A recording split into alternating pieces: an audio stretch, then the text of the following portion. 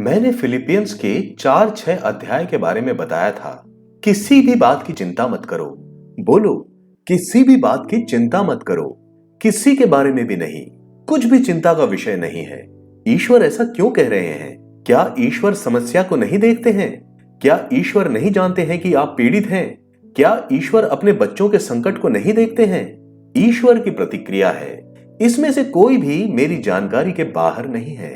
किसी भी बात की चिंता मत करो, बल्कि इसके बदले में क्या किया जाना चाहिए, परंतु हर हाल में प्रार्थना और याचना के द्वारा धन्यवाद सहित अपने विनती परमेश्वर के सम्मुख प्रस्तुत करो। ये दो महत्वपूर्ण है, प्रार्थना और याचना। प्रार्थना, विनती, चिल्ला चिल्ला कर परमेश्वर से विनती करो और इसके साथ और क्या, धन्यवाद दें। यही कारण है कि हमने सुबह पवित्र मांस की पेशकश की। ये एक धन्यवाद बलिदान है। इसे अंग्रेजी में यूकरिस्ट के नाम से जाना जाता है, जो ग्रीक में यूकरिस्टिया से लाया गया है, जिसका अर्थ है थैंक्सगिविंग। पवित्र मिस्सा एक धन्यवाद सभा है, जहां हम ईश्वर को उनकी आशीर्वादों के लिए धन्यवाद देते हैं जो हम पर बरसाए गए हैं। तो ईश्वर एक पीड़ित आत्मा से क्या उम्मीद करता है? प्रभु हमें कह रहे हैं कि हम चिंतित ना हो, बल्कि हर स्थिति में प्रार्थना, विनती और धन्यवाद के द्वारा परमेश्वर के सामने अपनी विनतियों को रखें, बिना किसी चिंता के, लेकिन धन्यवाद के साथ। इसका क्या मतलब है? जब हमें कोई समस्या होती है तो हम केवल समस्या को देखते हैं।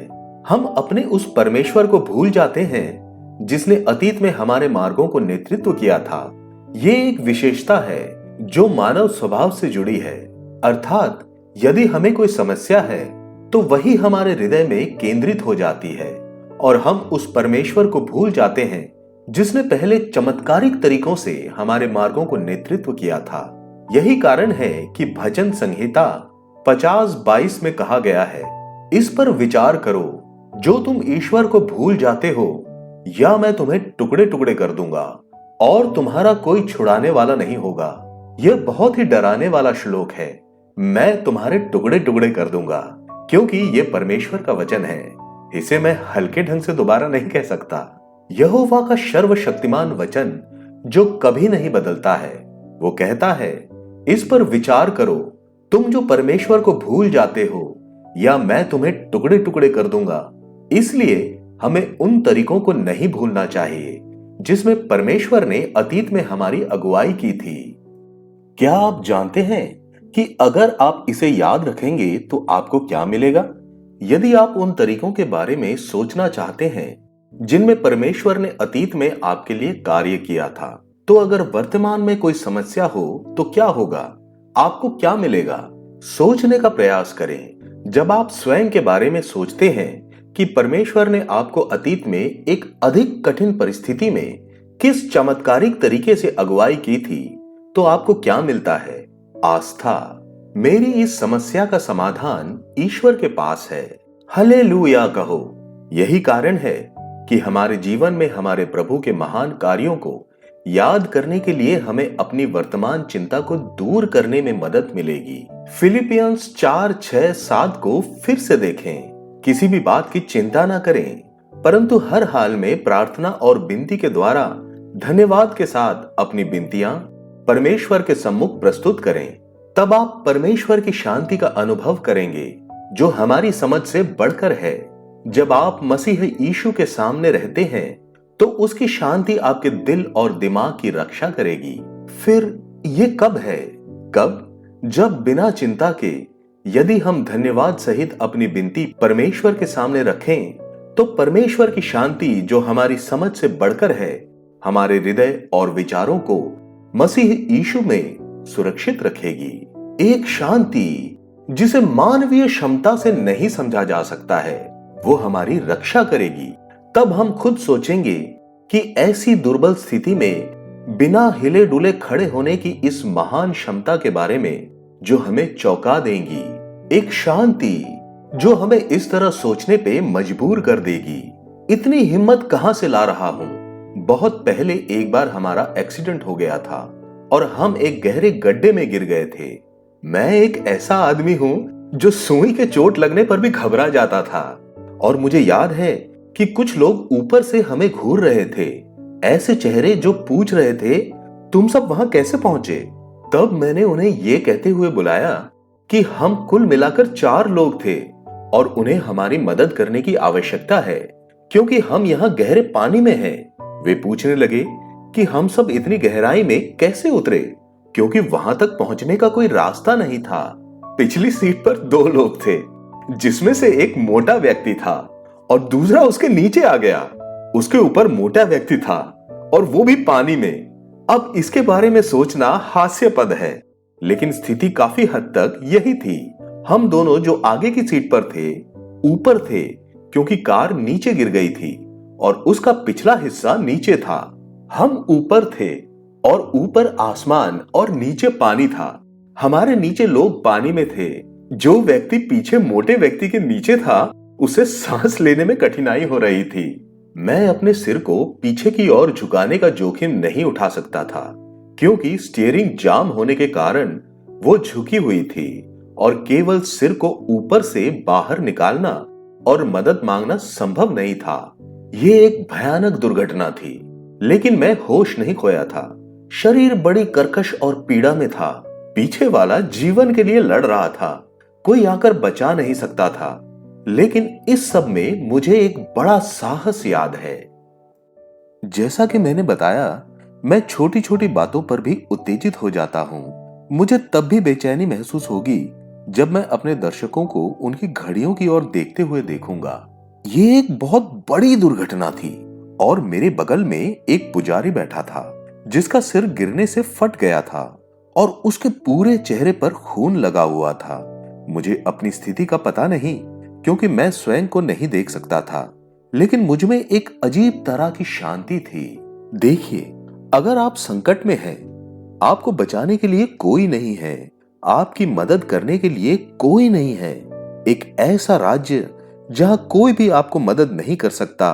बाइबल ऐसे ही स्थिति के बारे में बताती है। मैंने अपनी बाईं ओर देखा और कोई नहीं था। मैं अपने दाईं ओर देखता हूँ और देखता हूँ कोई भी मेरी ओर नहीं आ रहा। मेरी मदद के लिए कोई नहीं था। मैं बिल्कुल अकेला रह गया हूँ। मेरी मदद करने वाला कोई नहीं।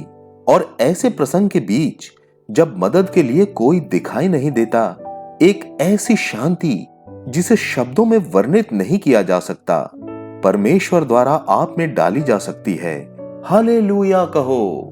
इसलिए परमेश्वर है जो आपके हृदय में उस अवर्णनीय शांति को स्थापित कर सकता है।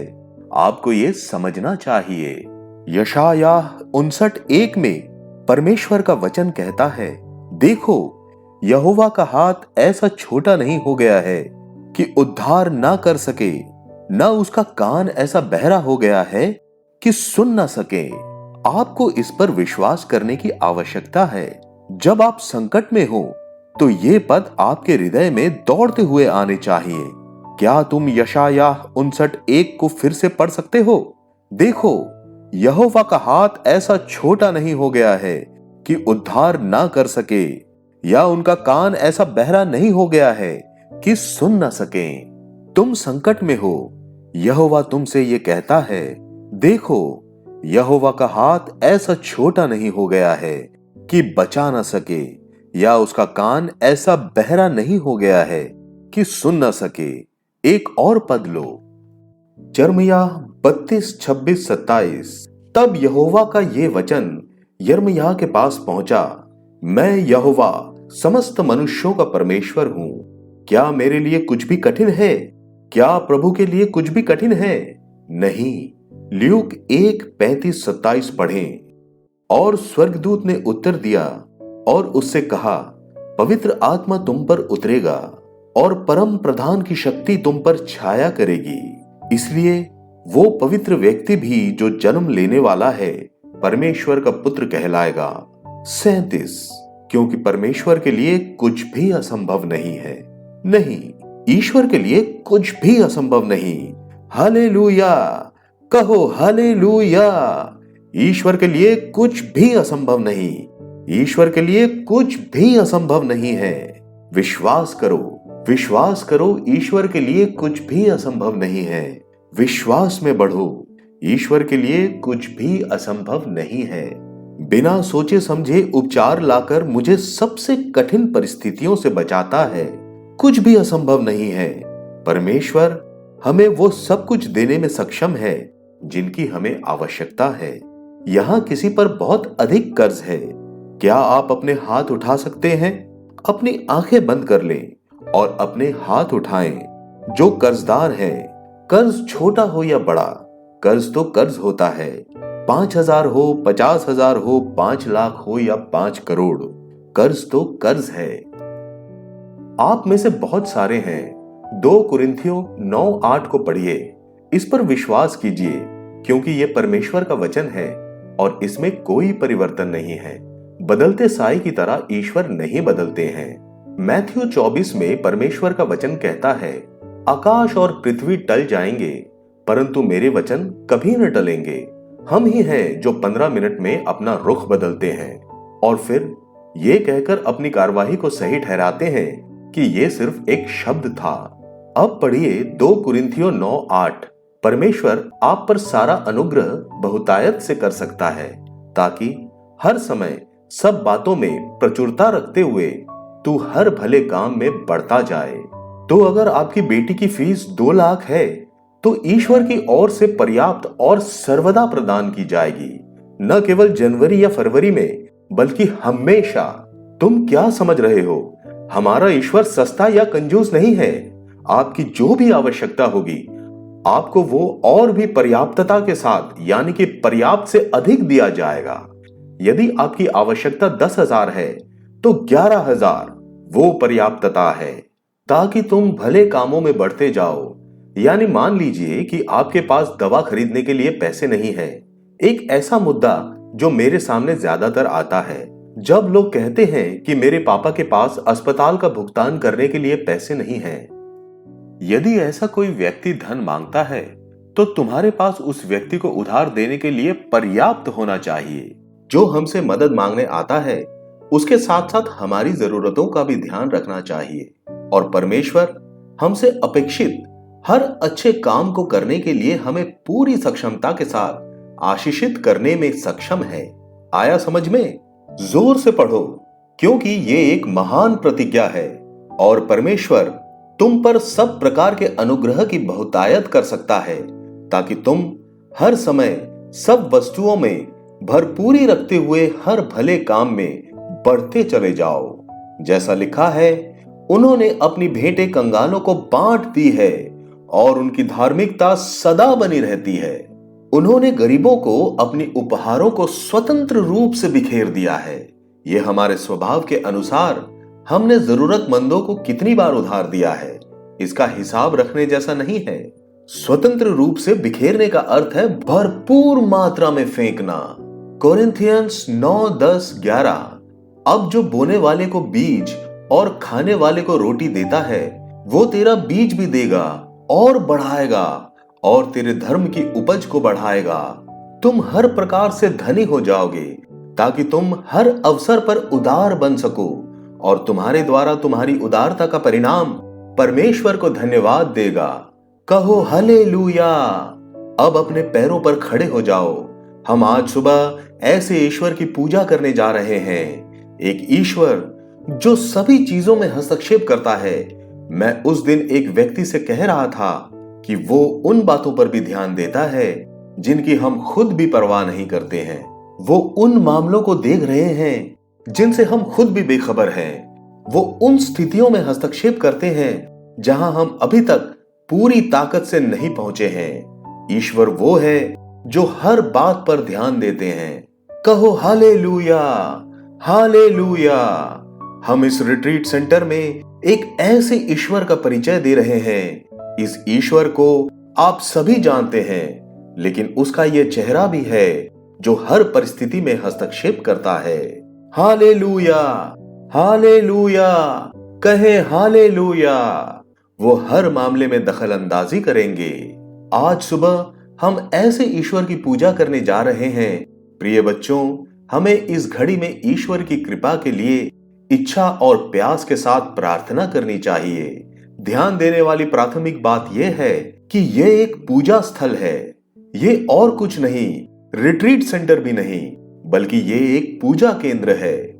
मैंने यहाँ सबसे एक ही बात दोहराई है, आप ये न भूलें, जो साफ सफाई करता है, झाड़ू लगाता है, खाना बनाता है, ऑफिस में बैठता है, हिसाब किताब करता है, सभी को ये विश्वास होना चाहिए कि ये एक पूजा केंद्र है। मैं यहाँ क्या कर रहा हूँ? झाड़ू मारना पूजा नहीं, झाड़ू लगाकर मैं ईश्वर की पूजा कर रहा हूँ। यानी इस परिसर में कोई आ जाए तो यहाँ एक ही बात है, हम तो एक ही धंधा चला रहे हैं और वो धंधा है पूजा और पूजा ही। और हमारे दिल में भी होनी चाहिए, हमारे होठों के रूप में। इसलिए जब आप इस परिसर में कदम रखते हैं तो आपको चुप रहने का अधिकार नहीं है। जब आप उस द्वार से प्रवेश करने का निर्णय लेते हैं तो आपको चुप रहने का अधिकार छोड़ना होगा। यह एक पूजा केंद्र है और हम दिन रात ईश्वर की पूजा करते रहते हैं। हम ईश्वर की पूजा न केवल अपने लिए कर रहे हैं, बल्कि उनके लिए भी जो ईश्वर की पूजा के इस पहलू के बारे में नहीं जानते हैं, जो ईश्वर को केवल धन प्राप्त करने के लिए साधन के रूप में देखते हैं, जो ईश्वर को केवल लाभ के साधन के रूप में देखते हैं, जो परमेश्वर की आराधना करने का वचन देकर भूल जाते हैं। उनके लिए जो जीवित और मृत है, परमेश्वर ने हमें उनकी ओर प्रायश्चित करने के लिए यह स्थान दिया है। मुझे एक निश्चित बात का पूरा यकीन है, माउंट कार्मेल रिट्रीट सेंटर का अस्तित्व समाप्त हो जाएगा। क्या आप जानते हैं कि कब? जिस दिन यहाँ पूजा बंद हो जाती है। यहाँ पूजा नहीं हुई तो यहाँ का पूरा भवन गिर जाएगा। जिस दिन पूजा नहीं होगी उस दिन सभी निर्मित सुविधाएं नष्ट हो जाएंगी। ये मेरे समय का हो सकता है या किसी और का। जिस दिन कोई जिम्मेवारी लेकर पूजा करने से कतराता है और इस स्थान को कुछ अलग करने का साधन समझने लगता है, उस दिन यह स्थान नहीं रहेगा। इसलिए मैं कहता हूं कि आप सभी एक पूजा के केंद्र में आए हैं। आइए हम इस पूजा के केंद्र में ईश्वर की पूजा करें। आइए हम अपने परमेश्वर की स्तुति गाएं। आइए हम अपने ईश्वर की पूजा करें। वो हमें सब कुछ देगा, किसी और चीज के लिए नहीं, लेकिन हमें जीने देने के लिए, हमें अपने नाम से पुकारने का अधिकार देने के लिए, यीशु से हमारा परिचय कराने के लिए हम ईश्वर की आराधना करते हैं। यीशु के नाम से हमें परमेश्वर को आबा बुलाने का अनुग्रह देने के लिए, हमें उनकी आत्मा, उनकी मां, उनके शरीर और रक्त देने के लिए, हमें उनके शरीर का हिस्सा बनाने के लिए, चर्च में हमें यह बताने के लिए कि इस जीवन से परे एक अनंत काल है, हमें उस अनंत काल में हमारे नाम से जुड़ने का सौभाग्य देने के लिए।